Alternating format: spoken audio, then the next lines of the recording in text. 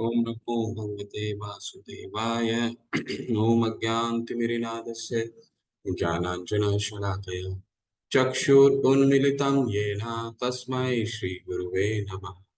श्रीचैतन्यमनोभीष्टं स्थापितं येन भूतले स्वयं रूप कदा मह्यं ददाति स्वपदान्तिकं।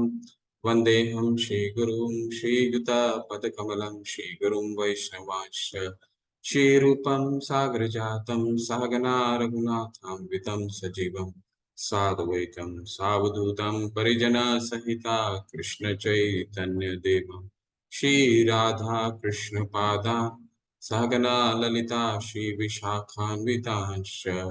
नमो विष्णुपादाय कृष्णपृष्ठाय भूतले श्रीमते भक्तिवेदांत स्वामिनिति नामिने। नमस्ते सरस्वते देवे गौरवाणी प्रचारिणे निर्विशेष शून्यवादी पाश्चात्य देश तारिणे। वाञ्छाकल्पतरुभ्यश्च कृपा सिन्धुभ्येव च पतितानां पावनेभ्यो वैष्णवेभ्यो नमो नमो महावदानाय कृष्ण प्रेम पदायते कृष्णाय कृष्ण चैतन्य नामिने गौरीतशे नमः। हे कृष्णा करुणा सिंधु दीन बंधु जगतपते गोपेश गोपिका कांत राधा कांत नमस्तुते। तप्त कांचन गौरांगी राधे वृंदावनेश्वरी वृषभानुसुते देवी प्रणमामि हरिप्रिये। जय हो श्री कृष्ण चैतन्य प्रभु नित्यानंद श्री अद्वैत गदाधर शिवासादि गौर भक्त वृंदा। हरे कृष्णा कृष्ण कृष्णा हरे हरे हरे राम राम राम हरे हरे। हरे कृष्णा कृष्ण कृष्णा हरे हरे हरे राम राम हरे हरे। हरे कृष्णा कृष्ण कृष्णा हरे हरे हरे राम राम हरे हरे। हरे कृष्ण हम सभी को। तो सबसे पहले 10 नाम अपराध हम कर लेते हैं और इसको कोशिश करेंगे कि सभी आप लोग जब आप हरिनाम शुरू करते हैं सुबह सुबह हरिनाम करना, तो उससे पहले ये 10 नाम अपराध जरूर कीजिए। तो इस मेरे साथ दोहराइए, अपने म्यूट में ही रह करके मेरे साथ दोहराइए। पहला है हरे 10 नाम अपराध है। पहला, महाभागवतों की निंदा करना, जिन्होंने भगवान के संपूर्ण जीवन समर्पित कर दिया। दूसरा, शिव ब्रह्म आदि देव को भगवान के नाम के समान या उनसे स्वतंत्र समझना। तीसरा, गुरु की अवज्ञा करना या उन्हें साधारण मनुष्य समझना। चौथा, वैदिक शास्त्र एवं प्रमाणों का खंडन करना। पांचवा, हरिनाम के महिमा को काल्पनिक समझना। ठीक है। छठा, हरिनाम के हरे कृष्ण महामंत्र में अर्थवाद का आरोप करना। सातवां, नाम के बल पर पाप करना। आठवां, हरिनाम को किसी वेदों में वर्णित एक शुभ कर्म कांड के समान समझना। नवां, अश्रद्धालु व्यक्ति को किसी हरिनाम की महिमा का उपदेश देना। और 10वां अपराध है कि इसकी इतनी अगाध महिमा श्रवण करने के बाद भी इस पे पूर्ण विश्वास ना होना या भौतिक आसक्ति बनाए रखना। हरिनाम सावधानी पूर्वक जप ना करना भी एक अपराध है और सभी अपराधों का जड़ है। इसलिए प्रत्येक वैष्णव को चाहिए सावधानी पूर्वक जप करे ताकि जीवन का अंतिम गंतव्य शीघ्र अतिशीघ्र प्राप्त हो सके। और जीवन का अंतिम गंतव्य है कृष्ण प्रेम। जीवन का अंतिम गंतव्य है कृष्ण प्रेम। जीवन का अंतिम गंतव्य है कृष्ण प्रेम। ये 10 नाम अपराध आप सबको स्मरण हो जानी चाहिए। ठीक है। हरे कृष्ण। अभी हम श्लोका हरे कर। कृष्णा प्रभु जी, दंडवत प्रणाम। प्रभु हरे जी, ये शेयर हो सकता है इसका पीडीएफ? पीडीएफ माता जी को बोलता हूँ आज भेज देंगे आपके ग्रुप में। और इसको लगातार इसको रटन पठन इसका करते रहिए और इसको हर दिन उच्चारण कीजिए। ठीक है। भेज देंगे। चलिए 4 श्लोक कर लेते हैं।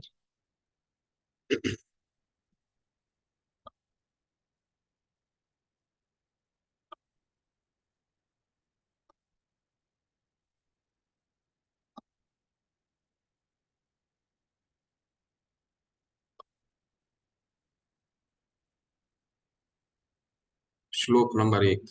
अन्नाभिलाषिता शून्यम ज्ञान कर्मा धनावृता अनुकूलेन कृष्ण अनुशीलनम भक्तिरुत्तम। अन्यभिलाषिता शून्यम ज्ञान कर्मा धनावृतम अनुकूलेन कृष्ण अनुशीलनम भक्तिरुत्तम।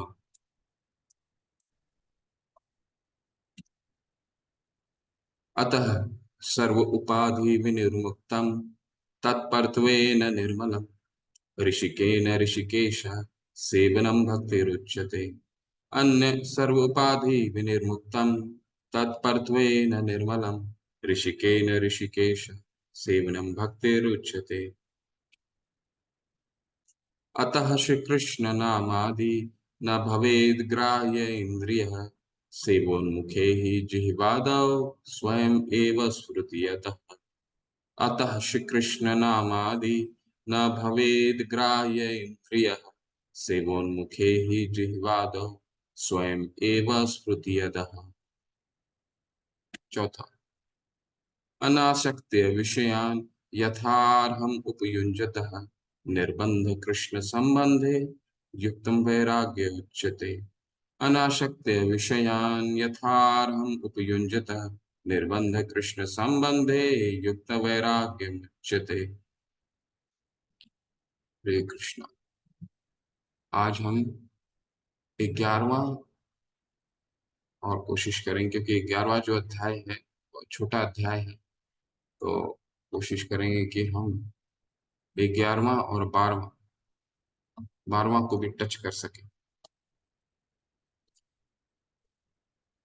हरे कृष्ण। श्रील प्रभुपाद की जय, रूप गोस्वामी पाद की जय।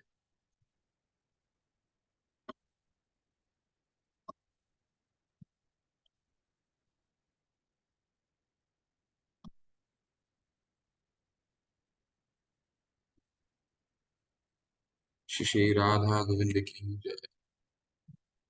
तो 9वें अध्याय में हमने क्या पढ़ा था?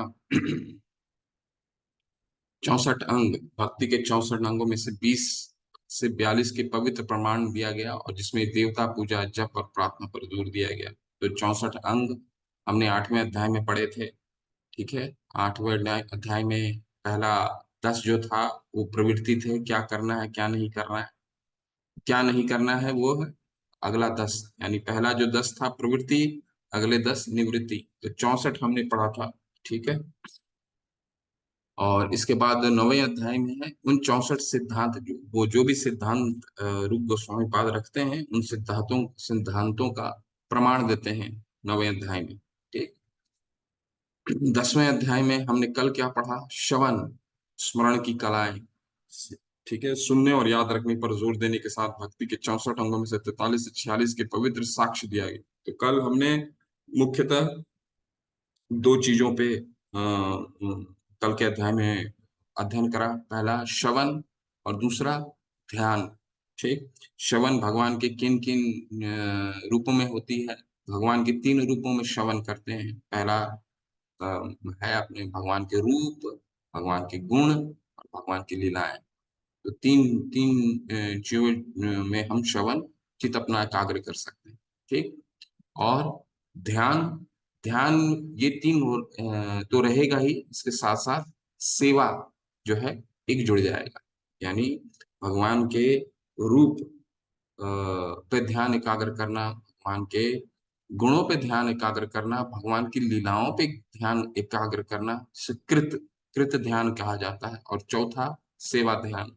और बहुत कल अच्छी कथा भी हमने सुनी, जो रूप गोस्वामी पाद एक दक्षिण भारत के ब्राह्मण के बारे में बताते हैं, जो ध्यान के माध्यम से ही भगवान को प्रसन्न करते हैं। ठीक है। ध्यान के माध्यम से ही वो, क्योंकि निर्धन ब्राह्मण रहते हैं, और ध्यान के माध्यम से ही भगवान को प्रसन्न करते हैं। और उनके जब खीर में अपना उंगली डुबाते हैं ध्यान के माध्यम से, तो उनका उंगली जल जाता है। बहुत सुंदर वो सेवा का, ध्यान का वो उदाहरण है, उसको आप स्मरण रखिए।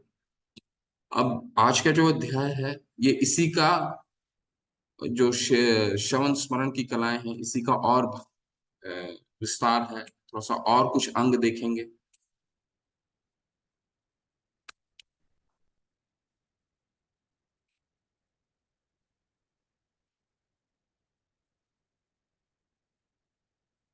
तो भगवत सेवा के अन्य नाना रूप 11वां अध्याय का जो मुख्य शीर्षक है कि सेवा और किन किन रूपों में भगवान की जा सकती है।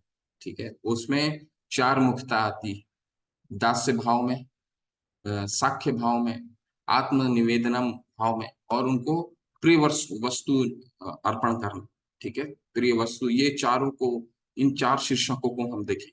ठीक है, भगवान की सेवा चार रूपों में। और पहले तो हमने देख लिया, श्रवण के माध्यम से कर सकते हैं, ध्यान के माध्यम से कर सकते हैं। अब उसका और विस्तार कह रहे हैं, और किन किन रूपों में किया जा सकता है। दास्य भाव में, साख्य भाव में, भगवान के प्रति आत्मसमर्पण, निवेदनम के रूप में, और चौथा प्रिय वस्तु अर्पित करना। ये जो प्रिय वस्तु अर्पित करना है, ये बहुत निचले क्रम का है, निचले क्रम का है, जो हम और उसके विस्तार से हम उसको अध्ययन करेंगे। इन चारों को हम पढ़ने का प्रयास करें। तो इसको हम थोड़ा सा, आप अपने किताब को खोल लीजिए।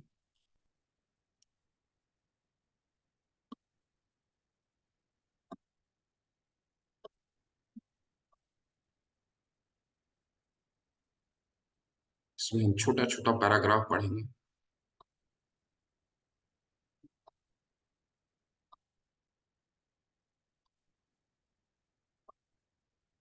आप लोग हैंड रेज कर सकते हैं जो पढ़ने की इच्छुक है।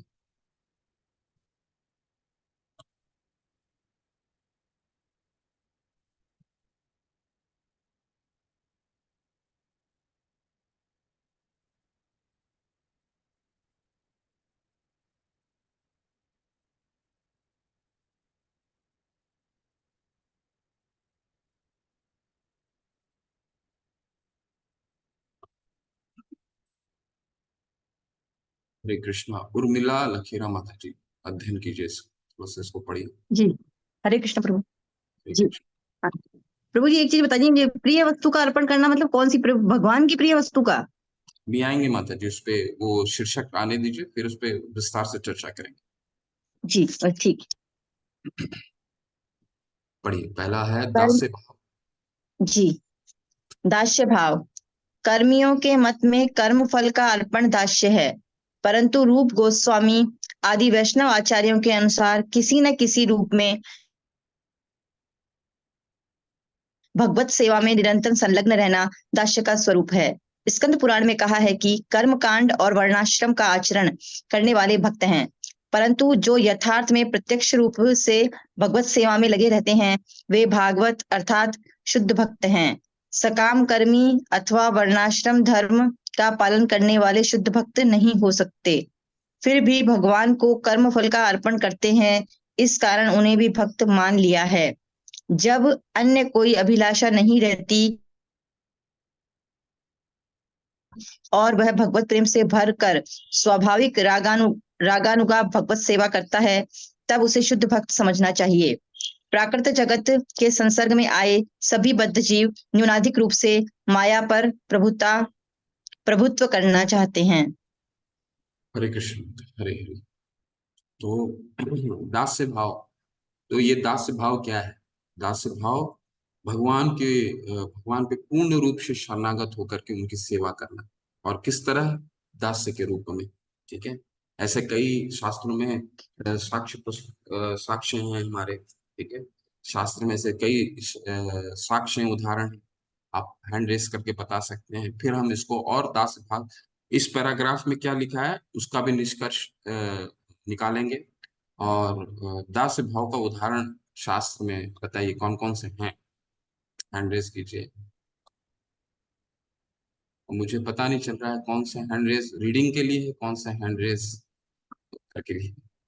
ठीक है, सुधीर प्रसारी प्रभु, हरे कृष्ण प्रभु, बताइए प्लीज।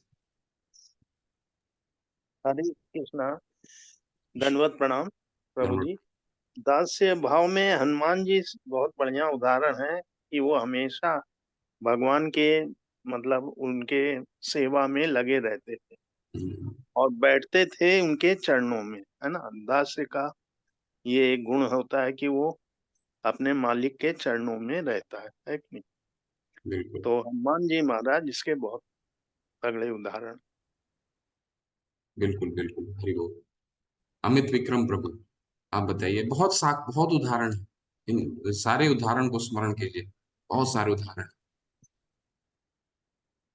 अमित प्रभु, हरे कृष्ण प्रभु।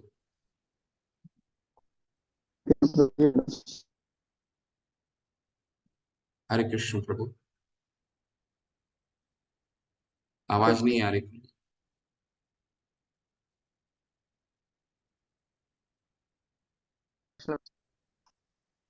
ठीक है, हेलो। आपका आपका आवाज। हरे कृष्ण प्रभु जी। जी जी, हरे कृष्ण हरे कृष्ण, जी जी जी।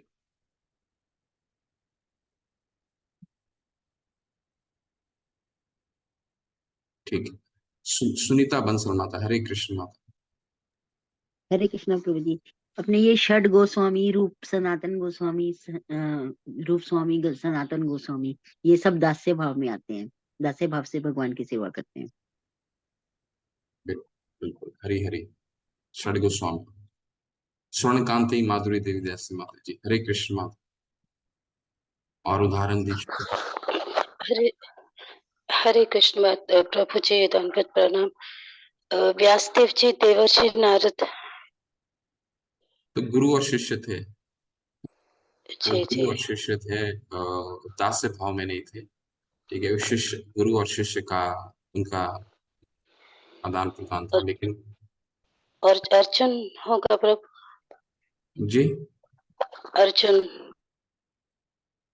अर्चन अर्चन अभी आएंगे माता जी उस पे। तो दास्य भाव का उदाहरण और भी जी जी बहुत जी। सारे उदाहरण, बहुत उदाहरण है। दो ही उदाहरण आए अभी, षड गोस्वामी है। वैसे षड गोस्वामी भी राधा रानी के भाव में भगवान को राधा रानी वो तो अम, भगवान के मंजरियां थी, राधा रानी की मंजरियां के रूप में थी।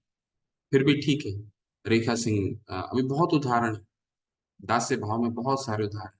जी माता, हरे हरे कृष्ण कृष्ण। प्रभु हरे जी, कृष्ण, दंडवत प्रणाम। धन्यवाद, प्रणाम माता। प्रभु जी, एच गोपाल प्रभु जी भी दास भाव में आते जी हैं। एच गोपाल प्रभु जी भी दास भाव में आते हैं। जो गुरु महाराज हैं हमारे, तो हाँ हाँ, दास भाव, गुरु ओके महाराज। ओके, ठीक है, हरे कृष्ण। विमला व्रजरानी देवी माता जी, हरे कृष्ण माता। हरे कृष्णा प्रभु जी। श्रीला प्रभुपाद शिला प्रभुपाद, शिला वो भी प्रभुपाद। दास्य सेवा के भाव से हमें कृष्ण भावनामृत में लाते थे। बिल्कुल, दास से सेवा करते थे, वो दास से। ठीक है। शिला प्रभुपाद, एक बहुत नाम आप लोग रह गया, वो था नामाचार्य हरिदास ठाकुर। ठीक है। वो नाम के प्रति समर्पण है। इसलिए भगवान, देखिए, नाम और भगवान में कल भी हमने अध्ययन करा था, भगवान और नाम ये दोनों अभिन्न है। ठीक है। तो भगवान का नाम के प्रति दास्य भाव था उनका। नामाचार्य हरिदास ठाकुर बहुत बड़े उदाहरण, दास्य भाव। तो इस पैराग्राफ में क्या कह रहे हैं कि दास्य भाव, रूप गोस्वामी कह रहे हैं कि ये मतलब नहीं है कि जो वर्णाश्रम प्रणाली का पालन कर रहा है, यानी सारे वर्णाश्रम प्रणाली कहाँ आता है, चौथे अध्याय के 13वें श्लोक में आता है। चतुर्वर्णीय माया सिस्टम गुना कर्म विभागशः। भगवान ने पूरे समाज को 4 भागों में विभाजित किया, वर्ण, 4 वर्ण और 4 आश्रम। और इसका मुख्य उद्देश्य क्या था? इसका मुख्य उद्देश्य था भगवान की भक्ति करना, परंतु अपने कर्मों के अनुसार। तो कई लोग का ऐसा मानना है, जो इस पैराग्राफ में रूप गोस्वामी पाद बता रहे हैं, कि अपने कर्मों को अर्पित करने को भी कई लोग कहते थे कि ये दास्य भाव है, परंतु ये दास्य नहीं है। वो अपने कर्मों से, क्योंकि कर्मों को अर्पित करना, अभी हम आएंगे उस पे, चौथा हमारा जो इसी पे विस्तार से चर्चा है।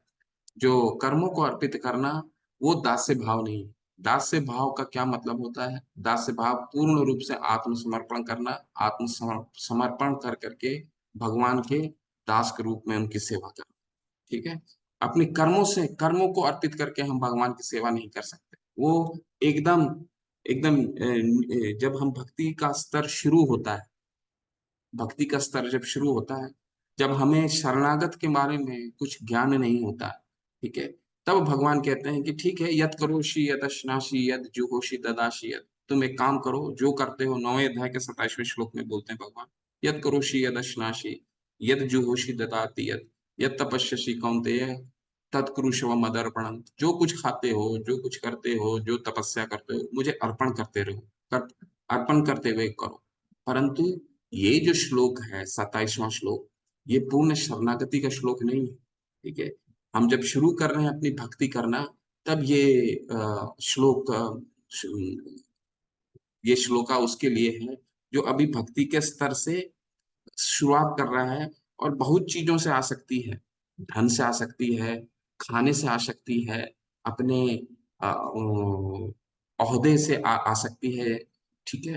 तो इन आसक्तियों को पहले अर्पित करेगा, जैसे जैसे अर्पित करता जाएगा, अर्पित करते करते उसकी श्रद्धा विकसित होती जाएगी। श्रद्धा, साधु संग, अनर्थ निवृत्ति, भजन क्रिया, अनर्थ निवृत्ति, और ये जैसे ही बढ़ता जाएगा, 9 चरण होते हैं ना भक्ति लता बीज के, तो जैसे ही बढ़ता जाएगा, और शरणागति जो है वो सबसे प्रेम का भाव, जब जब हम 18-19वें अध्याय में पहुंचेंगे तो वो श्रद्धा है, वो प्रेम का भाव, जब वहां पहुंचेंगे तब एक भक्त, भगवान उसके इसी अध्याय के अंत में हम पढ़ेंगे, भगवान ये हम शुरू से हम नहीं डिसाइड कर सकते कि हमें भगवान से दास्य रूप में जुड़ना है या भगवान की साख्य रूप में जुड़ना है।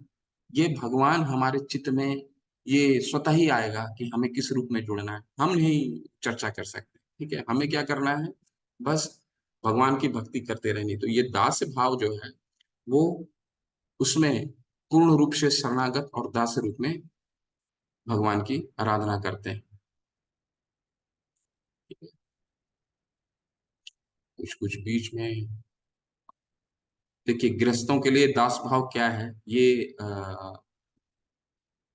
पैरा थोड़ा सा लाइन पढ़ लिए, कोई हैंड रेस कीजिए। डॉक्टर राखी माता, अच्छा विमला माता जी, आप पढ़िए, इसके बाद फिर राखी माता से।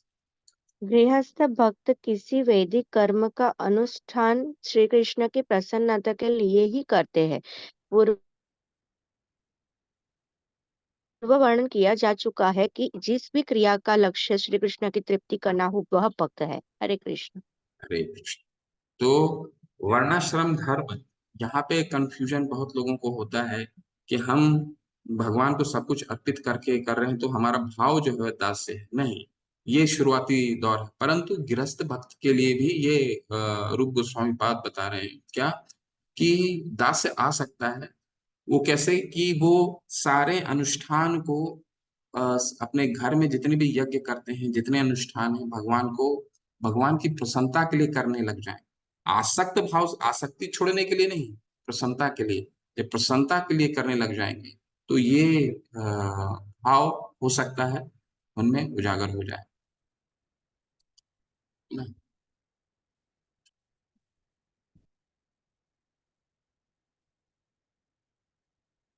ठीक है, ये दास भाव का था। अभी साख्य में चलते हैं। साख्य मतलब सखा, ठीक है। सखा का उदाहरण पहले आप लोग बताइए, कौन कौन से हैं हमारे शास्त्रों में भगवान के सखा कौन।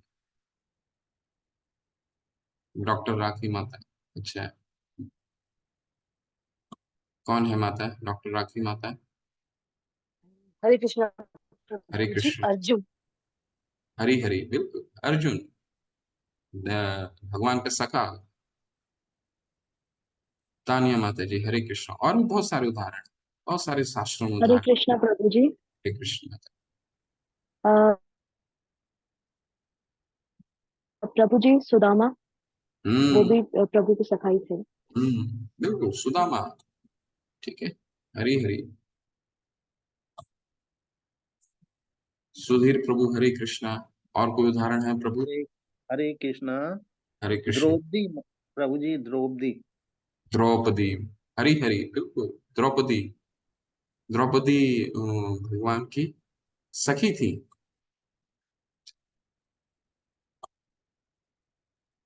सुनीता बंसल माता। और कोई उदाहरण है माता। भगवान के ग्वाल बाल भगवान के सभी ग्वाल सखा थे। बाल, बिल्कुल भगवान के सखा, ग्वाल बाल। बिल्कुल। स्वर्ण कांति माधुरी देवी दासी माता जी। और उदाहरण, बहुत उदाहरण है। उद्धव प्रभु जी, उद्धव उद्धव हाँ, ले सकते हैं, लेकिन वो शिष्य ज्यादा थे, सखा कम। हाँ ओके। ठीक है, हरी हरी, ठीक है। अमित विक्रम प्रभु, हरे कृष्णा। हरे कृष्णा। हरे हरे कृष्णा प्रभु जी, दंडवत प्रणाम। धर्म प्रणाम प्रभु। प्रभु जी, सुग्रीव और विभीषण। सुग्रीव और विभीषण। अ, सुग्रीव और विभीषण सखा तो नहीं थे प्रभु, पर ठीक है, यहाँ पे सखा सुग्रीव तो पूर्ण रूप से शरणागत हो गए थे। वो तो भक्त के वो भक्त के कैटेगरी में नहीं आते थे। ठीक है, सुग्रीव किसके कैटेगरी में थे? सुग्रीव कैटेगरी में थे आपको जो वो भगवान से अर्थार्थी थे। हम चौथे 7वें अध्याय में पढ़ते हैं ना, 4 प्रकार के कौन लोग हैं जो भगवान को शरणागति के लिए क्वालिफाई करते हैं, एलिजिबल होते हैं। कौन से होते हैं? चतुर्विधा भजन्ते माम जना सुकृतो अर्जुना। जो सुकृतनों, वो 4 सुकृतनों कौन कौन से होते हैं? आर्थो, जिज्ञासु, अर्थार्थी और ज्ञानी। तो इसमें अर्थार्थी क्या होता है? जो भगवान से कुछ धन चाहिए, भगवान से कुछ धन चाहिए, भगवान से। तो सुग्रीव कौन थे? सुग्रीव वो थे जो भगवान से जुड़े थे, उनको क्योंकि उनके बड़े भाई ने उनका राज्य ले लिया था, उनकी पत्नी ले लिया था, तो अर्थार्थी थे। तो ये सब क्या है? ये भगवान के भक्त अभी नहीं होते हैं, ये कर्मी लोग हैं। कर्म मिश्र भक्ति में आता है ये। ठीक है, अभी भक्त नहीं हुए हैं ये। ठीक है प्रभु। ठीक है प्रभु जी, हरे कृष्ण। ठीक है, काफी उदाहरण आपने दिए हैं, बहुत अच्छे। और कोई उदाहरण है रेखा सिंह माता? ललिता विशाखा सखी, अष्ट सखियां वैसे तो सारी होती हैं, और हरी हरी, ललिता विशाखा। हरी हरी, बिल्कुल हरी। अष्ट सखियां, ये भगवान की सखियां। ठीक है, विमला माता जी, हरे कृष्णा। हरे कृष्णा। प्रभु जी, बलराम वो कौन से रस में आ सकते हैं? बलराम तो साक्ष्य। बलराम तो भगवान के अवतार हैं माता जी, पहले ही अवतार है वो। हम्म भगवान के ही अवतार हैं। बलराम सबसे पहले अवतार नहीं, पर जब लीला करने के लिए आए तो वो कौन सा भाव में होते हैं? अम, भगवान स्वयं, वो तो भगवान स्वयं थे, भगवान के भक्त नहीं थे, स्वयं भगवान ही थे। तो उनको भक्तों में नहीं गिना जाता, वो भगवान स्वयं है। स्वर्ण कांति माधुरी माता। यस, हरे कृष्ण माता। ठीक है, काफी आपने उदाहरण दिया, बहुत सुंदर, हरी हरी। थोड़ा सा इसका पढ़ते हैं और फिर हम आगे चलते हैं। डॉक्टर राखी माता, आप पढ़िए प्लीज इसमें। हरे कृष्णा प्रभु जी। हरे कृष्ण। सख्य भक्ति, सख्य भक्ति दो प्रकार की हो सकती है। पहली वह जिसमें भगवान के विश्वास पात्र दास की तरह कर्म किया जाए, और दूसरी वह जिसमें भगवान के शुभ चिंतक के रूप में कर्म किया जाए। जिस भक्त को भगवत भक्ति में विश्वास होता है, वह विधि विधानों का ढंग से पालन इस श्रद्धा के साथ करता है कि उसे दिव्य जीवन का पद प्राप्त हो जाए। दूसरे प्रकार की सख्य भक्ति भगवान का शुभ चिंतक करना है। भगवत गीता में कहा गया है कि भगवान उपदेश देने वालों को अपना सर्वाधिक प्रिय दास मानते हैं। जो भी व्यक्ति गीता के रहस्य का उपदेश सामान्य जनों को देता है, वह कृष्ण को इतना प्रिय होता है कि मानव समाज में उसकी कोई बराबरी नहीं कर सकता। हरे कृष्ण प्रभु जी। हरे कृष्ण, हरे कृष्ण। साख्य भक्ति, धन्यवाद माता। साख्य भक्ति दो तरीकों में रूप गोस्वामी के पाद कह रहे हैं। दो तरीके की हो सकती है। एक, जो विश्वास पात्र है, विश्वास पात्र भगवान पे विश्वास है, भगवान के पार्षदों पे विश्वास है, जो भगवान के पार्षद हमारे लिए फॉर्मूला देते हैं, 16 माला करना, 4 नियमों का पालन करना, शास्त्रों का अध्ययन करना, तो इसके माध्यम से हम भगवान तक पहुंचते हैं। तो ये विश्वास पात्र हो गया। सत्य विश्वास, भगवान पे विश्वास है, और विश्वास पात्र हो गया जो उनके पार्षद हमारे लिए फॉर्मूला देते हैं, उन फॉर्मूला को श्रद्धा पूर्वक निभाते हुए भगवान से जुड़ना। दूसरा होता है मित्रवर्त। मित्रवर्त मतलब हम उनसे हितैषी, हम उनके हितैषी हैं। ठीक है, हितैषी का क्या मतलब है? जैसे आपका कोई मित्र है, तो मित्र के हितैषी, आपका मित्र किताब लिख रहा है, ठीक है, आपका मित्र किताब लिख रहा है, तो आप क्या क्या, हितैषी का क्या मतलब हो गया? हितैषी मतलब ये हुआ कि आप अपने मित्र की किताब का प्रचार करने लग गए, तो हितैषी हो गया। ये दोनों में फर्क हो गया ना, एक विश्वास पात्र है और दूसरा मित्रवत। ठीक है, तो 18वें अध्याय में भगवान क्या कहते हैं? ये इदम परमम गुह्यम मद भक्ते अभिधास्यति, यानी जो मेरे वाणी का प्रचार करता है, वो अभिधास्यते, अभिधास्यते का मतलब जो बोलता है, ठीक है, वो मुझे सबसे प्रिय है। क्यों ऐसा प्रिय है? क्योंकि आपका मित्र अगर कोई किताब लिख रहा है और उस किताब का आप प्रचार करते हैं, तो मित्र को बहुत अच्छा लगता है। ठीक उसी तरह भगवान की जो विश्वास, जो मित्र रहता है, दो हैं, एक है विश्वास पात्र, एक है मित्रवृत्त। मित्रवृत्त मतलब भगवान की हितैषी बन जाता है और वो जो करते हैं उसका प्रचार करता है। ठीक है, तो ये दो अलग अलग भाग हो गए सखे के।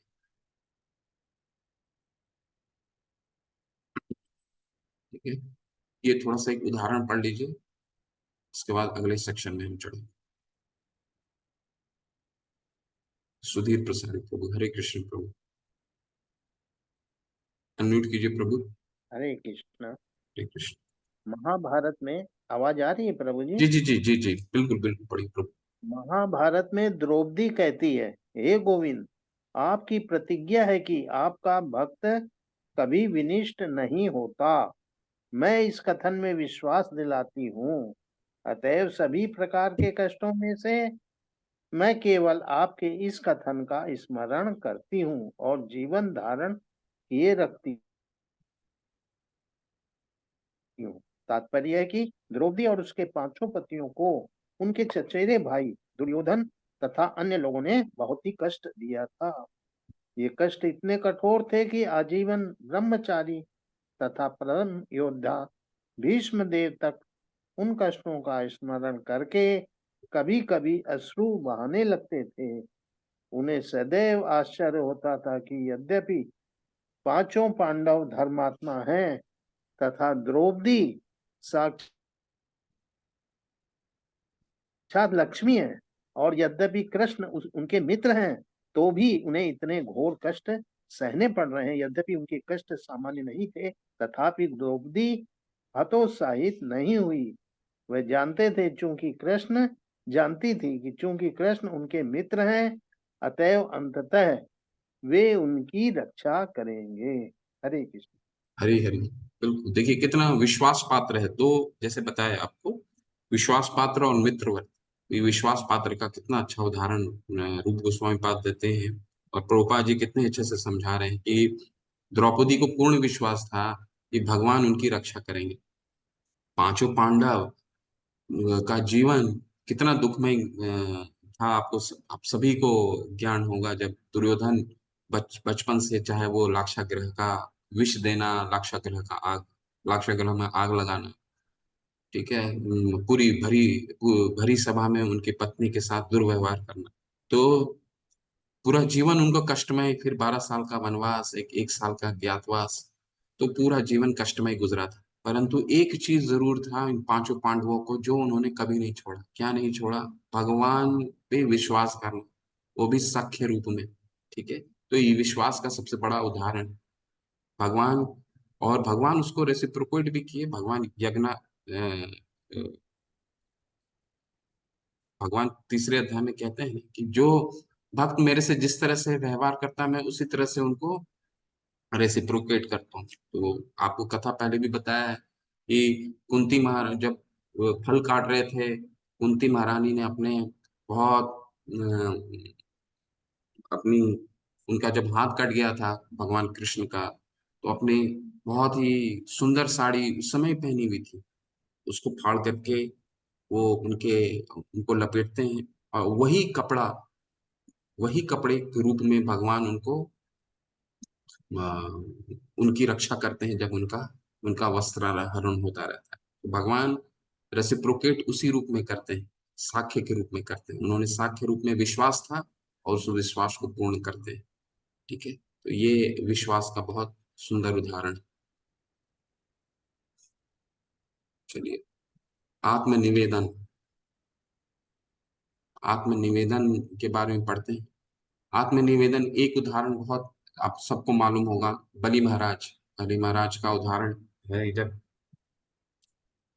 बलि महाराज एक असुर थे और परंतु भगवान पे पूर्ण शरणागत थे। तो उन्होंने बोला, वराह देव ने बोला, जब भगवान वराह के रूप में थे, ठीक है, वो कहते, उन्होंने क्या कहा, उन्होंने कहा कि मेरे लिए ये सिर्फ दो पग ही चाहिए, जमीन चाहिए, इतने मेरे लिए पर्याप्त होगा। ठीक है, शुक्राचार्य बलि महाराज को बोलते रह गए, ये स्वयं भगवान है, ये दो पग में पूरा तुम्हारा ब्रह्मांड नाप लेंगे। लेकिन बलि महाराज ने क्या किया, बोला नहीं, क्योंकि भगवान पे पूर्ण शरणागत थे ना। तो उन्होंने कहा कि तो आप मांगिए जो मांगना। तो वराह देव ने वही किया, दो पग में ही पूरा ब्रह्मांड ले लिया और तीसरा पग बचा ही नहीं। ठीक है, तो भगवान ने उनको भी रेसिप्रोकेट किया। कैसे रेसिप्रोकेट किया? रेसिप्रोकेट अब आज भी जो उनका लोक है, उस लोक के जो जो उनकी अगुवाई करते हैं, वो भगवान वराह देवी करते हैं। ठीक है, चलिए इस आत्मनिवेदन के इस पैराग्राफ को पढ़ते हैं, थोड़ा सा और भी पढ़ेंगे, यहाँ तक पढ़ेंगे। हैंड रेस कीजिए, आप लोग पढ़ सकते हैं। तानिया माता जी, हरे कृष्ण, अनम्यूट कीजिए। हरे कृष्ण प्रभु जी। हरे कृष्ण। आत्मनिवेदन। आत्मनिवेदन के संबंध में श्रीमद् भागवत में भगवान का सुंदर कथन है, जो पुरुष मेरे चरणों में पूर्ण समर्पण करके अन्य सब कर्मों को त्याग देता है, उसकी लोक में मैं स्वयं रक्षा करता हूँ। आत्मनिवेदन के पथ पर उत्तर आगे बढ़ने में मैं उसकी सहायता करता हूँ। ऐसा पुरुष शास्त्री को प्राप्त हो चुका है। भगवत गीता में भी प्रमाण है कि जैसे ही कोई श्री कृष्ण के चरण सरोज की शरण लेता है, श्री कृष्ण उसकी बागडोर अपने हाथों में पकड़ लेते हैं और संपूर्ण पापों से मुक्ति का वचन देते हैं। वे अंतर अंतर से उपदेश भी करते हैं, जिससे वह परमार्थ के पथ पर शीघ्र अग्रसर हो सके। हरे कृष्ण। भगवान के हरे शरणागत कृष्ण जो प्रभु। होते हैं, भगवान के जो शरणागत होते हैं, भगवान जो आत्मनिवेदन जिसको कहते हैं, तो 18 अध्याय के 66वें श्लोक में भगवान कहते हैं, जो मेरा शरण ग्रहण करता है, उसके सारे पापों को विमुक्त करता हूँ। सर्वधर्मान परित्यज्य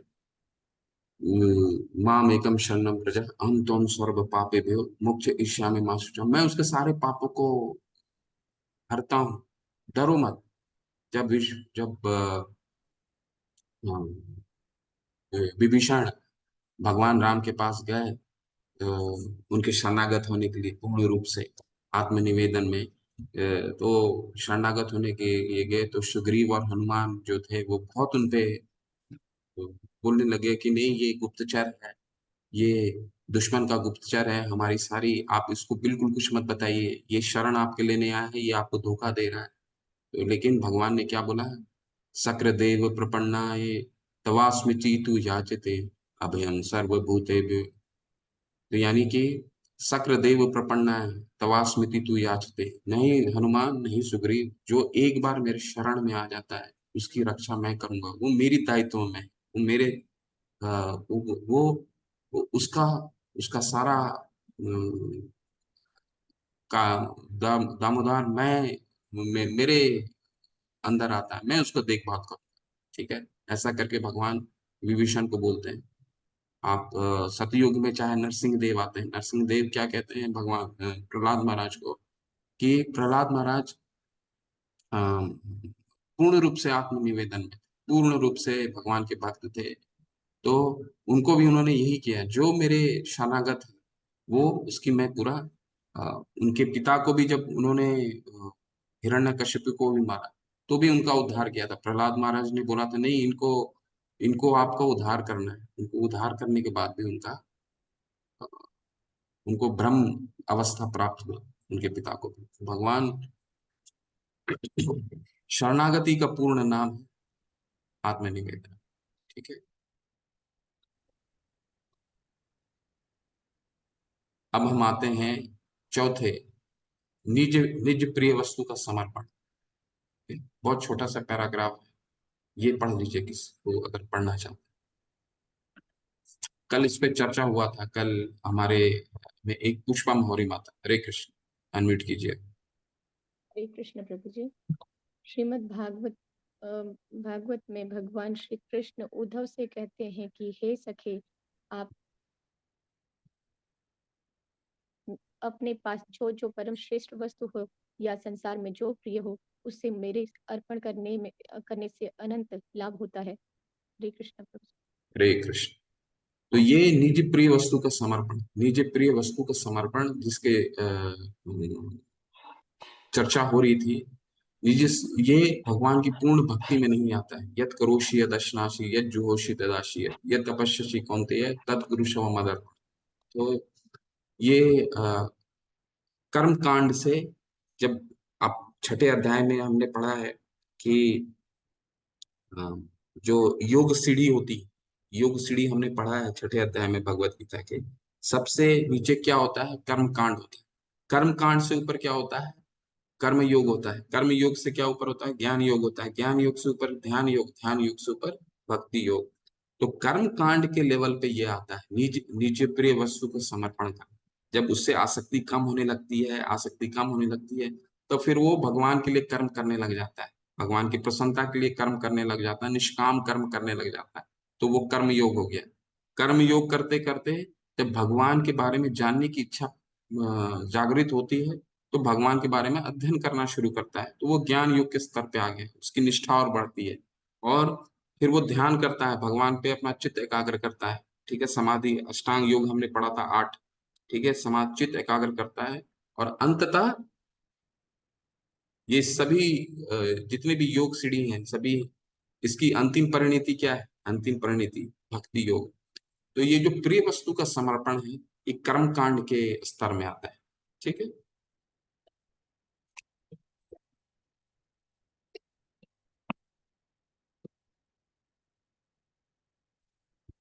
इसको कोई पढ़ लीजिए। भगवान की प्रीति के लिए सब चेष्टा करना।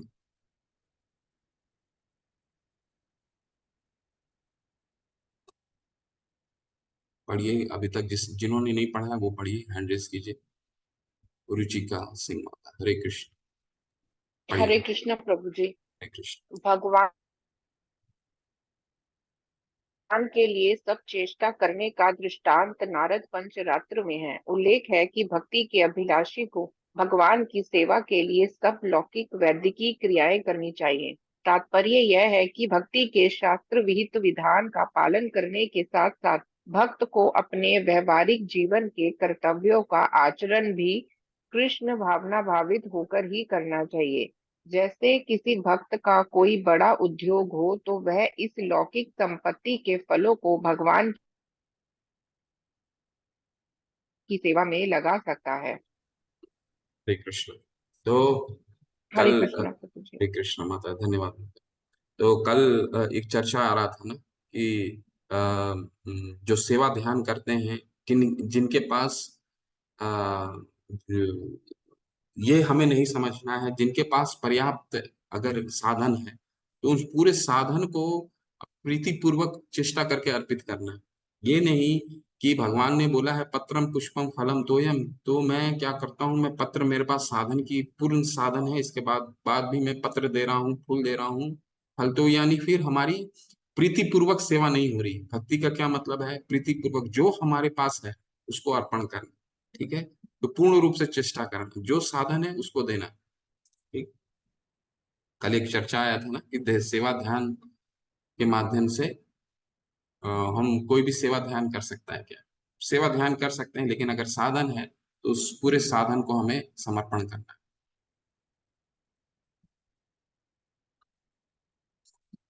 ठीक है, ये शरणापति, इसको थोड़ा सा ये लाइन बस पढ़ लीजिए, इसके बाद तुलसी सेवन करते हैं, इसके बाद 12वें अध्याय।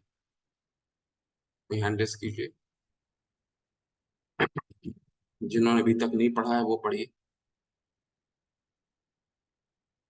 देवेश प्रभु, हरे कृष्ण प्रभु। हरे कृष्ण। शरणागति। हरिभक्ति विलास का वचन है, जिस शरणागत भक्त को यह छह विश्वास है कि मैं भगवान का हूँ, और जो इस भाव के अनुरूप वास्तव में मन, वचन और कर्म से क्रिया भी करता है, यह यथार्थ दिव्य आनंदमय का आस्वादन करता है। हरे कृष्ण। शरणापति, शरणापति का क्या अर्थ हो गया? शरणापति का अर्थ है कि अपने मन, वचन, मनसा वाचा कर्मणा, मन से, वचन से, कर्म से, ये तीनों फीलिंग, विलिंग, थिंकिंग, ठीक है, फीलिंग, विलिंग, थिंकिंग, ये हमेशा स्मरण रखिए। मन से, मनसा वाचा करना, अपने मन से, अपने कर्म से, अपने वचन से, तीनों से हम भगवान से पूर्ण रूप से हम सेवा कर रहे हैं।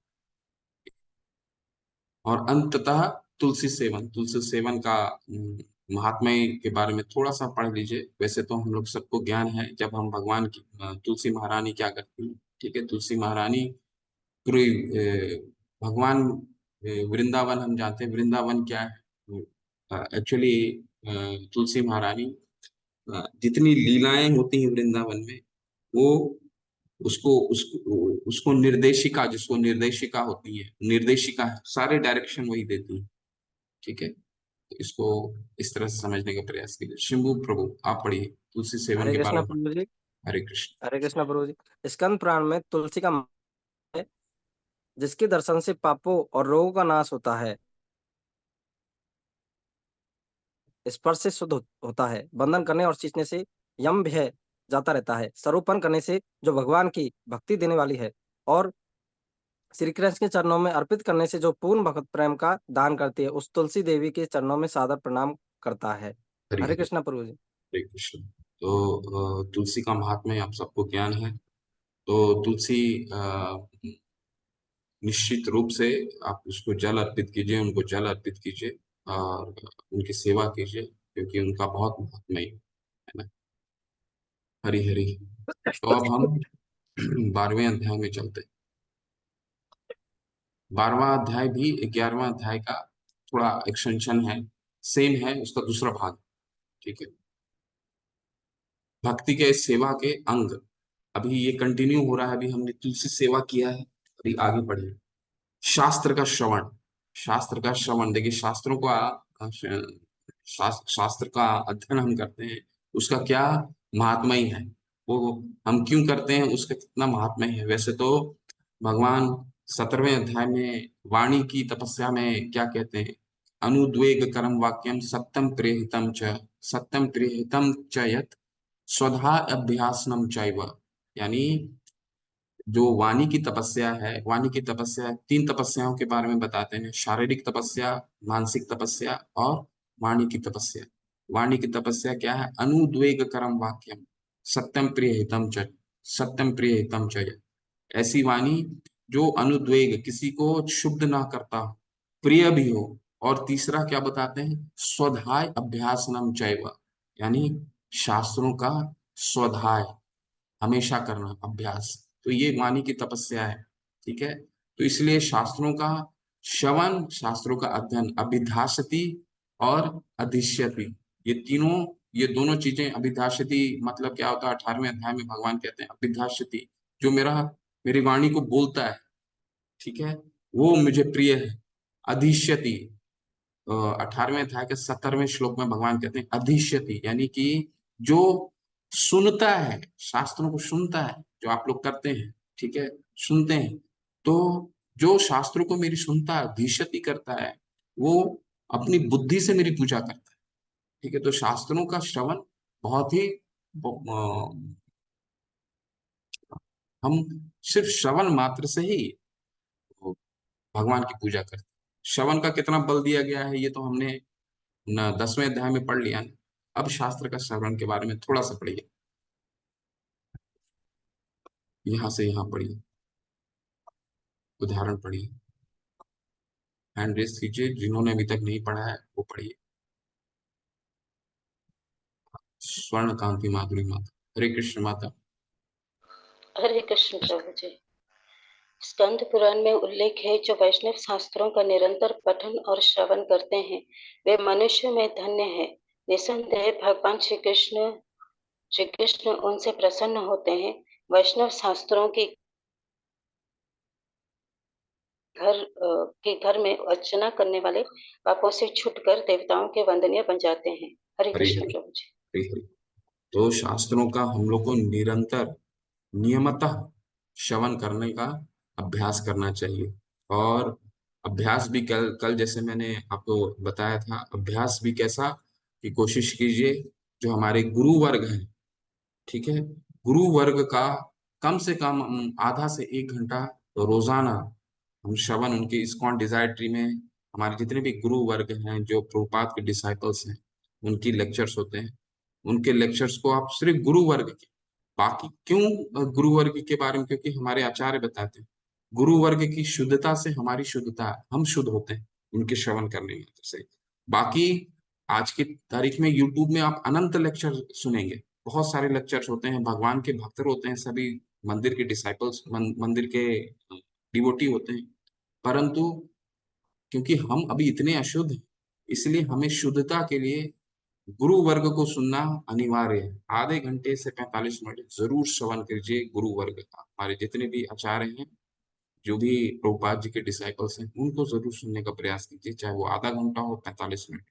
और इसके बाद जो मंदिर के द्वारा नियुक्त हैं उनको आप सुन सकते हैं, उनको आप पढ़ सकते हैं, परंतु वो हमारी प्रायोरिटी में नहीं होनी चाहिए। प्रायोरिटी होनी चाहिए गुरु वर्ग, ठीक है। इसके बाद फिर जो मंदिर के डिप्यूटेड, जो मंदिर के द्वारा अधिकृत किए जाते हैं, चाहे वो लेक्चर हो या फिर व्यास देव में जो श्रीमद् भागवतम का अ, अ, कीर्तन कर रहा हो, वो आप सुन सकते हैं, पर हमारी प्रायोरिटी होनी चाहिए गुरु वर्ग को सुनना, ठीक है। मथुरा मंडल में वास करना, ये थोड़ा थोड़ा पढ़ लीजिए, ठीक है। इसका आप लोगों सबको ज्ञान है वैसे, थोड़ा सा हम देखिए कितना सुंदर है जो भी सिद्धांत रख रहे हैं उन्होंने, रूप गोस्वामी पाद ने जिस भी सिद्धांत को रखा है, हमारा 10 मुख्यतः, पहला 10 64 भक्ति की सेवा में 10 मुख्यतः में पहले क्या आया था, एक था मथुरा मंडल या फिर तीर्थ स्थानों में वास करना। हर एक का साक्ष्य है सिद्धांत, उन्होंने सिद्धांत रखा है, उस सिद्धांत का उदाहरण कहाँ पाया जाता है, वो यहाँ पे रूप गोस्वामी पाद उसको सिद्धांत को एक तथ्य से स्थापित करते हैं। ऐसा नहीं कि उन्होंने सिद्धांत बना दिया, ठीक है, कि मथुरा मंडल में वास करना क्योंकि उनको अच्छा लगा है, ऐसा नहीं कि उन्होंने लिख दिया। मथुरा मंडल में वास करना या तीर्थ स्थान में वास करना शास्त्रों में वर्णित है। कहाँ वर्णित है, ये पढ़िए, पढ़िए, कोई और पढ़िए। राखी माता पुष्पा महुरी माता ने हैंड रेस किया हुआ है, और भी कोई पढ़ना चाहते हैं हैंड रेस करके पढ़िए, जो इन्होंने अभी तक नहीं पढ़ा। स्वर्ण कांति माता जी ने भी हैंड रेस किया है, और सभी सुन रहे हैं। चलिए, देवेश प्रभु ने भी पढ़ा है, और बताइए और कौन पढ़ना चाहते हैं, हैंड रेस कीजिए। उन्हीं का हैंड रेस दिख रहा है जो जिन्होंने पहले पढ़ लिया, ठीक है। चलिए, प्रीति रानी माता जी अनम्यूट कीज के पढ़िए प्लीज। हरे कृष्ण प्रभु जी। हरे कृष्ण, पढ़िए। मधुरा मंडल में दास। वरा पुराण में मधुरा मंडल में की स्तुति है कि भगवान वरा पृथ्वी वासियों से कहते हैं, जो मथुरा को छोड़ अन्य स्थान में प्रेम करता है वह मूढ़ मेरी माया द्वारा मोहित होकर संसार में चक्कर काटता रहेगा। हरे कृष्ण। हरि हरि। तो देखिए, ये साक्ष्य है कि जो सिद्धांत रखा है रूप गोस्वामी पाद ने 8वें अध्याय में, उस सिद्धांत का यहाँ पे साक्ष्य मिलता है हमें। मथुरा मंडल तीर्थ स्थान में वास करने का क्या महत्व है, ये बहुत सुंदर है। बहुत इस पे विशाल चर्चा होनी चाहिए। तो ये हम अगले सेशन में करेंगे। वैष्णव सेवन, वैष्णव सेवन, दास और अनुदास अनुदास, दासों की सेवा करना ही जीवन का उद्देश्य होना चाहिए। वैष्णव सेवन पे हम विशद चर्चा करेंगे। ठीक है, हरे कृष्णा। आज का सत्र यहीं तक रखते हैं।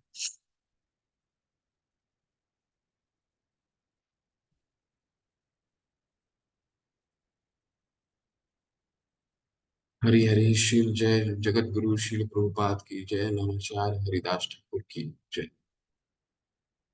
किन्हीं का कोई प्रश्न है, पूछना चाहते हैं कुछ? अब तक जो हमने पढ़ा है इसमें किसी का, कई चीजें हमने अध्ययन करा, ठीक है, उसमें किन्हीं का कोई प्रश्न है, कोई कुछ पूछना चाहते हैं? साक्ष्य भाव के बारे में पढ़ा, दास साक्ष्य भाव, दास्य भाव के बारे में पढ़ा। दास्य भाव क्या होता है? वो पूर्ण रूप से शरणागत, यानी हम अपने कुछ अर्पित कर रहे हैं, उसको दास्य भाव नहीं कह सकते। पूर्ण रूप से शरणागत होकर के भगवान की सेवा करना दास्य भाव है। साक्ष्य में हमने दो भाग देखा। दास दो तरीके से, साक्ष्य दो तरीके में होता है।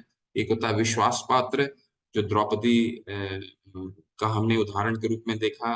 दूसरा कि पूरे पांडवों और द्रौपदी को पूर्ण रूप से भगवान पे विश्वास था कि उनको कितनी प्रताड़ना झेलनी पड़ी, भगवान उनकी सुरक्षा प्रदान करेंगे, ये विश्वास हो गया। विश्वास रूप में भी साक्ष्य का विश्वास रूप में भी जुड़ी हुई थी।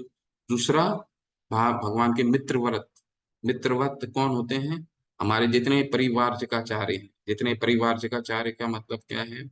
वो परिवारजकाचार्य हैं। कहते हैं ना, जब प्रेम ध्वनि करते हैं ना, ओम विष्णुपाद परमहंस परिवारजकाचार्य अष्टोत्तरशत श्री अभय चरणारविंद। इसी भक्ति वेदांत स्वामी श्रील प्रभुपाद की जय। जब हमारा मंगल आरती खत्म होता है तो ये प्रेम ध्वनि होता है ना।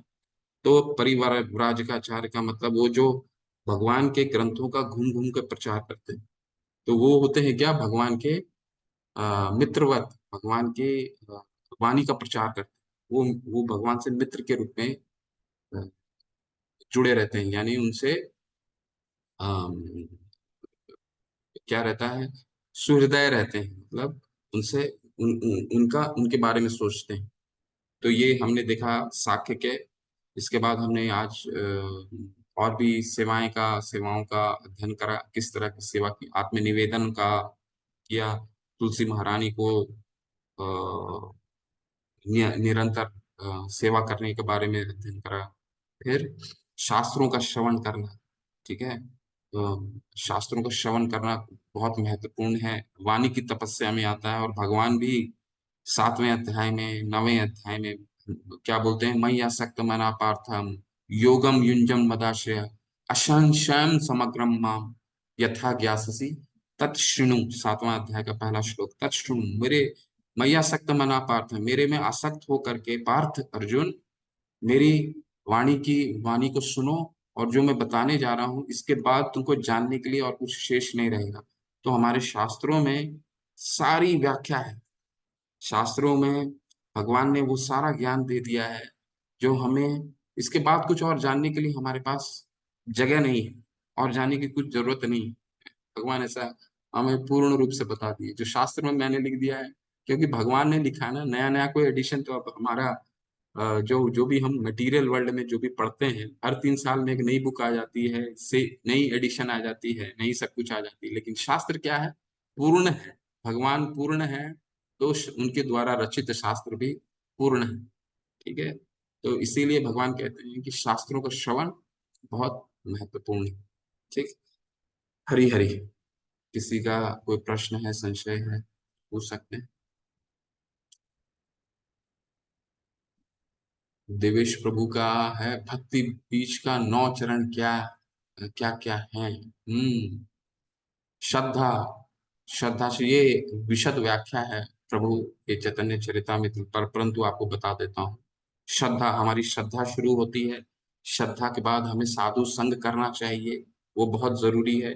साधु कर्म संग करने के बाद क्रिया करते हैं। भजन क्रिया से क्या होता है, हमारे जितने अनर्थ हैं हृदय ग्रंथि में जितने अनर्थ हैं वो अनर्थ घटने लग जाते हैं।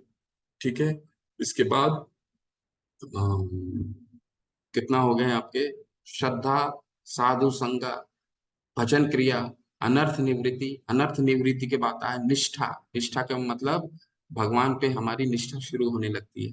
निष्ठा के बाद आता है आसक्ति। आसक्ति के बाद आता है भाव। ठीक है, आसक्ति, निष्ठा, रुचि, भाव और अंततः प्रेम। ठीक है, तो ये 9 चरण हो गए भगवान की। ये 9 चरण है जो भक्ति लता बीज, जिसको भक्ति लता बीज बोलते हैं। ठीक है, वो ये 9 चरणों में प्रेम का जो स्तर है वो सबसे सर्वोच्च स्तर है। तो ये जो दास्य, साख्य, जितने भी रस हैं, 5 रस हैं, ये 5 रस कहाँ मिलते हैं, मिलते हैं, जब भाव के स्तर में पहुंच जाता है एक भक्त, तब ये रसों का आदान प्रदान होता है। हम शुरू में ही सोचते हैं कि भगवान की अर्च विग्रह को से हम उनके वात्सल्य में जुड़े हैं, हम उनसे सख्य में जुड़े, तो शुरू में नहीं हो सकता है। ठीक है, ये 9 चरण है। शुरू में हमें श्रद्धा विकसित करनी पड़ेगी, श्रद्धा के बाद फिर साधु का संग करना पड़ेगा। साधु संग, वही हम अब पढ़ने वाले हैं साधु संग के बारे में। साधु संग, साधु संग के बाद हमें भजन क्रिया करना पड़ेगा, भगवान का नाम का जप करना पड़ेगा, श्रवण कीर्तन करना पड़ेगा, अनर्थ निकलेंगी हमारी, अनर्थ निवृत्ति, निष्ठा, रुचि, आसक्ति, भाव। भाव में जब हम 8वें स्तर में पहुंचते हैं, तब ये रसों का आदान प्रदान होता है, साख्य, दास्य, रूप माधुर्य। ठीक है, फिर वात्सल्य है। तो जितने भी 5 रस हैं, जो 12 रस में 5 मुख्य हैं, प्राइमरी रस है, तो वहां पे होता है भाव के स्तर पर। ठीक है,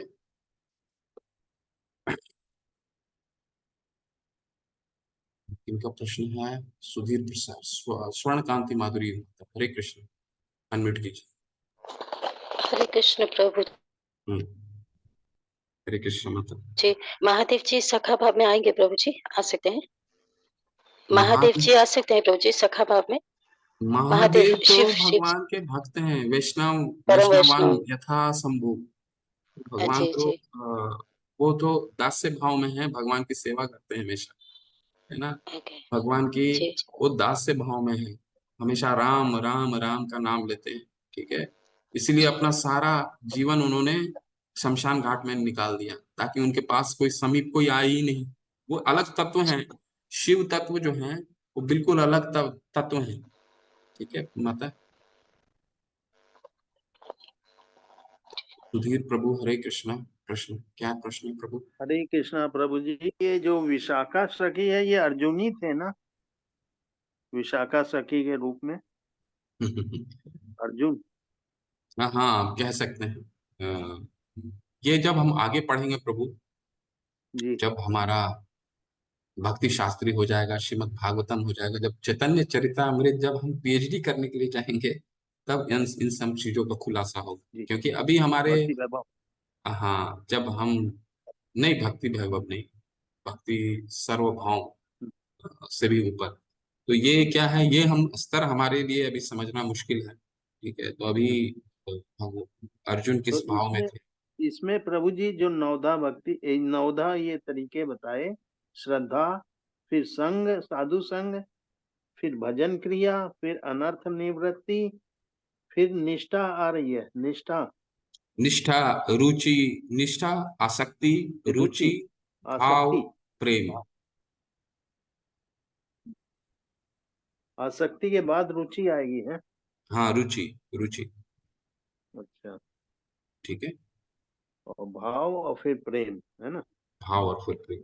जी, ठीक, धन्यवाद प्रभु। सुधा गांधी माता कुछ प्रश्न करना चाह रही है। सुधा गांधी माता कहाँ है? हाँ, यस माता, हरे कृष्ण माता। हरे कृष्णा प्रभु जी, दंडवत प्रणाम। प्रभु जी ये पूछ रहे थे कि जैसे हमने लेट ज्वाइन किया था ये क्लास, तो अभी हम आप जहाँ क्लास में ले रहे हैं उससे बहुत पीछे हैं। तो अब हमें बीच का छोड़ के आप जो पढ़ा रहे हैं वो पढ़ना चाहिए, या हमें कंटिन्यू करते हुए आगे आना चाहिए? आप लेट ज्वाइन किए हैं माता, और कह रहे हैं कि जो बीच का काफी छूट गया है उसको कैसे कवर करेंगे, पूछना चाह रहे हैं। जी हाँ, तो माता इसका और कोई जी प्रभु जी। अभी मेरे पास मुझे नहीं लगता कोई और विकल्प है, तो इसको एक आप कर सकते हैं। अभी जहाँ से क्लासेस चल रही हैं वो क्लासेस कंटिन्यू कीजिए, और जब ये तीसरा स्तर लेवल 3 जब समाप्त हो जाएगा तो भक्ति रसामृत सिंधु फिर से शुरू होगा। ठीक है, जब भक्ति रसामृत सिंधु या मैं करूं या कोई और करें, जो भी करते हैं, तो फिर से शुरू होगा। तो जो आपका बच गया है उसको आप दोबारा अध्ययन कर सकते हैं उन क्लासेस में। पहला हो गया, ये आपके पास विकल्प है। दूसरा विकल्प है कि आप लेक्चर आता है आपके पास, यूट्यूब में लेक्चर है, उसको भी आप सुन सकते हैं। तो दोनों दोनों तरीके हैं, मतलब ऐसा कोई कोई ये नहीं प्रभु जी, प्रॉब्लम जैसे नहीं। मैंने ये बुक तो ले ली है भक्ति रसामृत सिंधु, हम्म, इसको उसको मैं अध्ययन अपने आप कीजिएगा। से पढ़ रही हूँ, तो अभी मैं 3rd चैप्टर में हूँ। तो मुझे हम्म, 3rd से ही आगे चलते रहना हाँ पढ़िए, बिल्कुल चाहिए, थर्ड से। या जैसे आपने आज क्लास में जो करवाया मुझे नहीं उस पे नहीं, जाना आपके चाहिए? आपके पास तो काफी समय है ना, हफ्ते में तो 2 ही दिन क्लासेस होती हैं। तो आपके पास हफ्ते में 5 दिन बच जाती है, तो जल्दी जल्दी अपने जो कोर्सेज जो गैप रह गई हैं उसको पढ़िए, और कोशिश कीजिए कि जल्दी से जल्दी आप 11वें या 12वें तक पहुंच जाएं। और बीच में लेक्चर्स भी हैं, यूट्यूब में लेक्चर्स आती हैं रिकॉर्डिंग, तो उसको सुन करके थोड़ा सा फास्ट पढ़िए। ठीक है, ये चीज कर सकते हैं, क्योंकि शुरू में पढ़ना बहुत जरूरी, तब यहाँ तक पहुंचेंगे। नहीं तो फिर शुरू के अगर आपको कुछ तथ्य का अ, छूट गया तो उसको जोड़ना बहुत मुश्किल हो जाएगा कि हम अभी पढ़ क्या रहे हैं। अभी हम साधना भक्ति पढ़ रहे हैं, प्रेमा भक्ति पढ़ रहे हैं, भाव भक्ति पढ़ रहे हैं, कुछ ज्ञान, मतलब हमारे को, हम इसको जोड़ना हमारे लिए मुश्किल है। तो उसको जल्दी पढ़िए थोड़ा सा, आपके पास 5 दिन है। ठीक है, पढ़िए, और अपने जो भी भक्ति वृक्षा के ग्रुप में आप जुड़े हुए हैं उस भक्ति वृक्षा में इसको अध्ययन निरंतर करिए। 1-1 घंटा, 1.5-1.5 घंटा, 2-2 घंटा डेली दीजिए इस पे। ठीक है मैम। और प्रभु जी, एक क्वेश्चन ये था कि जो आपने बताया कि गुरु वर्ग को सुनना चाहिए, तो उसको हम्म, थोड़ा सा क्लियर करेंगे कि हमको क्या सुनना चाहिए, मतलब? गुरुवर के बहुत सारे लेक्चर्स होते हैं माता जी। गुरुवर के श्री प्रभुपाद के लेक्चर सुनिए। सबसे पहले तो प्रभुपाद जी के लेक्चर्स को सुनिए, कुछ भी सुनिए, प्रभुपाद जी के लेक्चर्स, सब कोई भी लेक्चर सुनिए।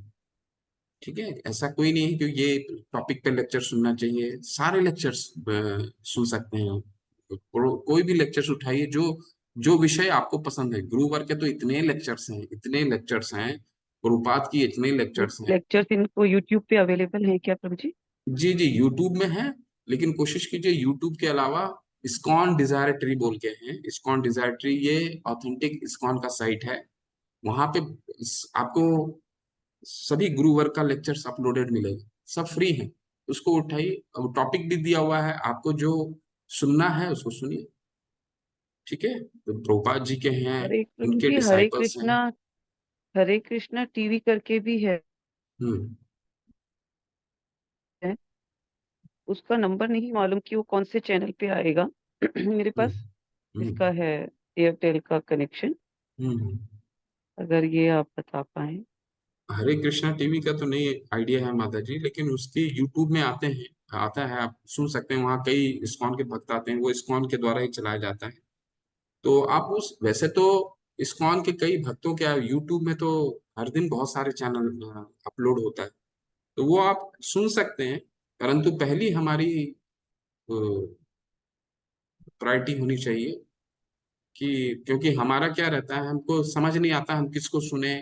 तो यूट्यूब में हम किसी को भी सुनते रहते हैं, किसी को भी सुनते रहते हैं, इतने डिसाइपल, इतने भगवान के भक्त हैं, सबको सुनते रहते हैं।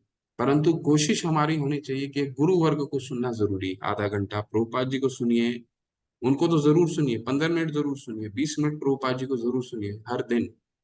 गुरुवार को सुनिए 20-25 मिनट, और फिर आपका जिसमें इच्छा है, जो आपको डिवोटीज का लेक्चर अच्छा लगता है, उनका आप सुन सकते हैं, परंतु ये दोनों का सुनना बहुत जरूरी है। ठीक है। हरे कृष्णा प्रभु जी। देवेश प्रभु, हरे कृष्ण प्रभु। जो 9 भक्ति आपने क्लियर किया, ये बहुत हमारा जानने का बहुत दिन से इच्छा था। तो ये बहुत बहुत बहुत हमको अच्छा, इतना अच्छा लगा आज कि लिस्ट पूरा जानकारी हुआ। Thank you, thank you. Hari Hari Hari Hari. Pushpa माता, पुष्पा महुरी माता, हरे कृष्ण। पुष्पा हरे महुरी कृष्ण माता, हरे कृष्ण। जी जी वो बोलिए। पढ़ने के लिए हैंड रेज किया था। अच्छा अच्छा, हरे, ओके। रुचिका सिंह माता जी, हरे कृष्ण माता। हरे कृष्ण प्रभु जी। हरे। प्रभु जी, जो आपने भक्ति के 9 चरण बताए हैं और अनर्थ निवृत्ति के बाद निष्ठा है ना प्रभु जी, तो आप थोड़ा सा डिस्क्राइब करेंगे इसको, निष्ठा का क्या है? मैं आपको भक्ति लता बीज का एक वो भेज निष्ठा। देता हूँ। वैसे मैं दोबारा समझा देता हूँ। माता को बोलूंगा हाँ जी। एडमिन को कि आपको ग्रुप में ही भेज दे। लेकिन ये विशद व्याख्या है, ये 9 सिर्फ इसको हमको देखना नहीं है, ये बहुत बड़ा अपने आप में व्याख्या है। श्रद्धा, श्रद्धा हमारी विकसित होती है, उसके बाद हम साधु संग करते हैं, वैष्णवों का संग करते हैं, वैष्णवों का संग जी। करते हैं। इसके बाद फिर हम भजन क्रिया करते हैं। भजन क्रिया में क्या हुआ, भगवान का हरिनाम का जप करते हैं। तीसरा स्तर, जैसे जैसे भजन क्रिया करते हैं हमारी अनर्थ निवृत्ति, हृदय की ग्रंथियां कम होने लग जाती हैं। ठीक है। हृदय की ग्रंथियां कम होने के बाद हमारी निष्ठा, भगवान पे निष्ठा विकसित होने लगती है। फिर हमारे पे भगवान पे आसक्ति विकसित होने लगती है। आसक्ति के पश्चात रुचि उत्पन्न होने लगता है भगवान के रूप गुण जो हमने पढ़ रहे हैं। हमने आज पढ़ा ना, कल पढ़ा श्रवण ध्यान। तो जी। श्रवण करने लगेंगे तो बीच में ही 15 मिनट में हमारा मोबाइल में व्हाट्सएप आ गया, वो देखने लगे, तो वो हमारा रुचि नहीं हुआ। तो रुचि उस स्तर का रुचि हो गया, कुछ नहीं, भगवान का बस श्रवण करना है, 1 घंटा करना है, तो रुचि का स्तर मतलब श्रवण। तो रुचि का स्तर, रुचि के बाद आता है आपका भाव, भाव। और सबसे अंततः आता है प्रेम। ठीक है। जितने भी जी हमारे प्रभु। षड गोस्वामी थे, जितने आचार्य गण हैं, ये उस स्तर को गुणातीत, हम 14वें अध्याय का 26वां श्लोक है ना, गुणातीत। ठीक है। तो गुणातीत उस स्तर पे होता है भक्त। गुणों को उस 3 गुणों में तो बंधा ही रह जाता है। अगर गुणातीत होना तो उस स्तर पे पहुंचता है, तो पार करता है। और जितने भी रस का आदान प्रदान होता है माता जी, वो 8वें स्तर पे जाकर के होता है, भाव के स्तर पे होता है। रस, जितने भी रस का आदान प्रदान होता है, चाहे वो हम जितना भी रस का आज अध्ययन किए हैं, चाहे वो दास्य हाँ हो, जी। साख्य हो, आत्मनिवेदन हो, उस सारे रस का आदान प्रदान वो 8वें स्तर तक होता है। शुरुआत के स्तर पे हमने, कई लोग बोलते हैं कि मैं लड्डू गोपाल को अपने साथ में वात्सल्य प्रेम में जुड़ी हूं, नहीं, वो नहीं हो सकता। वो कहाँ होगा, 8वें स्तर पे होगा, और वो हम नहीं कर सकते। हमारी जब रुचि वहां तक हम पहुंच जाएंगे भक्त, तो वो स्वतः ही हमारे हृदय में विकसित होगा। तो हमें अभी क्या कहा, हम किस स्तर पे हैं, श्रद्धा के स्तर पे हैं, साधु संघ के स्तर पे हैं। अभी जी हमारी प्रभु जी। हृदय की भजन क्रिया करेंगे तब हमारी अनर्थ, कितने अनर्थ है हमारे हृदय में, अनर्थ तो इतने अनर्थ भरे हुए हैं कि अनर्थ के ऊपर, हम अनर्थ के लेवल पे ही हम स्ट्रगल कर रहे हैं अभी। चार चार नियमों का दृढ़ता से पालन करने में हर दिन जी हमारा प्रभु जी। संघर्ष रहता है ना। ठीक है। या जी प्रभु जी। हाँ, धन्यवाद प्रभु जी। हरे कृष्णा। हरे कृष्ण। और कुछ प्रश्न है क्या, सुधीर प्रभु, आपका प्रश्न है कुछ क्या? ये प्रभु जी पहले का वो रेज एंड था। अच्छा अच्छा, अभी आपसे मुलाकात हो गई यार। ठीक। प्रवेश प्रभु, अरे आपका हैंड रेस था, आपका ध्यान नहीं दे पाया प्रभु। हरे कृष्ण प्रवेश प्रभु, दंडवत प्रभु। हरे कृष्णा प्रभु जी, दंडवत प्रणाम। दंडवत प्रणाम। हरे कृष्ण प्रभु जी, प्लीज। प्रभु जी एक छोटा सा मन में शंका है, वो पूछना है। जैसे कोई भी जीवात्मा जब प्रभु का नित्य दास बन जाती है, तो उसकी मतलब किसी भी दूसरी जीवात्मा से और किसी भी सांसारिक वस्तु से आसक्ति कम क्यों हो जाती है, खत्म क्यों हो जाती है अंदर से? क्योंकि मतलब जीवन कहने का का मतलब कर्म तो वो करेगा पर उससे मतलब आसक्ति नहीं रहेगी। हाँ, क्योंकि जीवन का उद्देश्य मिल जाता है। जीवन का उद्देश्य जब आपको ऑब्जेक्टिव ही मिल गया तो दूसरा ऑब्जेक्टिव की तरफ क्यों कैसे ध्यान दीजिएगा। आपको जीवन का उद्देश्य मिल गया, अनर्थ अनर्थ कट गए। तो अभी तो 9 स्तर हमने चर्चा किया। जब अनर्थ खत्म हो जाए, देखिए अनर्थ का क्या मतलब होता है। अनर्थ का मतलब है आसक्ति, परिवार से आसक्ति, धन से आसक्ति, कई आसक्तियां हैं। हमारी आसक्ति तो कितनी रहती, ठीक है, अपने रोजगार, अपने परिवार, अपने धन, अपना मकान, अपना गाड़ी, अपना मोबाइल, कितनी सी आसक्तियां हैं। तो ये जैसी आसक्तियां खत्म होने लगती है तब आपको ऑब्जेक्टिव क्लियर होने लग जाता है, निष्ठा होने लग जाती है, रुचि, ये सब स्तर में आने लग जाते हैं। तो फिर ग्रंथियां जब खत्म हो गई तो आपको आसक्ति, ग्रंथियां, आप जो स्तर बोल रहे हैं वो स्तर है, वो आसक्ति खत्म होना। तभी तो भगवान पे एक ऑब्जेक्टिव उनको मिल गया जीवन का, है ना।